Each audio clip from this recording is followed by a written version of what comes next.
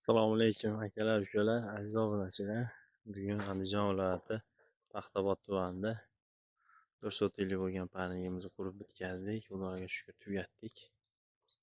Ko'rishingiz mumkin. Konteyner mahsulotlaridan qurdik. Bu ishimiz O'zbekiston bo'ylab yo'lga qo'yilgan. O'zbekistonni 12 viloyati bemalol telefon qilishingiz mumkin. Xudo xolasa shu shamolda yiqilmasligi uchun, qor bosib qolmasligi uchun qo'ldan kelgancha sabablarni qildik. Xudo xolasa yaxshi turadi degan umiddamiz. Algalarimiz orasi 2.15-2.20 santimetrgacha bo'lishi mumkin joyiga qarab. O'zi asosan 2 metrga ko'proq qo'yiladi. Bu tarafini bizdan oldin boshqa ustalar qilib ketgan ekan. 1 yil oldinmikan adashmasam. Holat achinarli. Endi biz qo'ldan kelgancha qildik.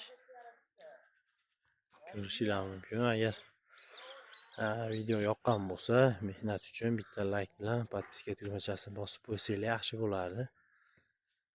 Sizlar sababli biz ham ancha-muncha ishlarimiz ko'proq odam ko'rishiga hissa qo'shgan bo'lasizlar.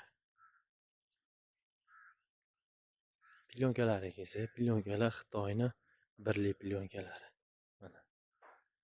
Faqat plyonka emas, normalniy plyonka. Xudo xolasa 3-4 yil xizmat qiladi.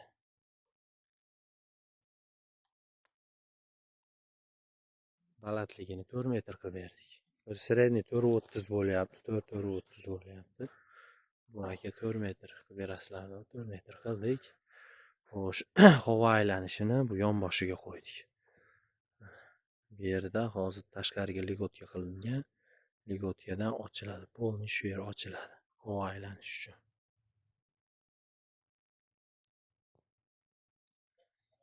Tashqari holatdan ko'rinishi.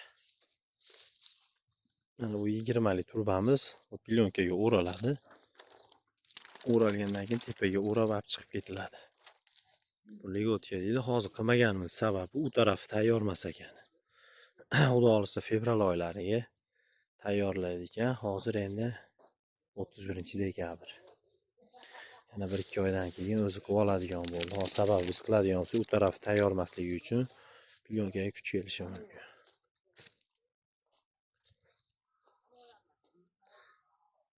Qo'ldan kelgancha qilganmiz. Обязательно like bilan podpiska bosib qo'yinglar, jigarlar. Xursand bo'lamiz shu bilan.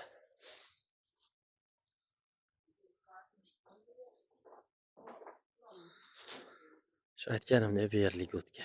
Pochkan o'rniga yaxshiroq havo aylanadi. Обязательно like akalar.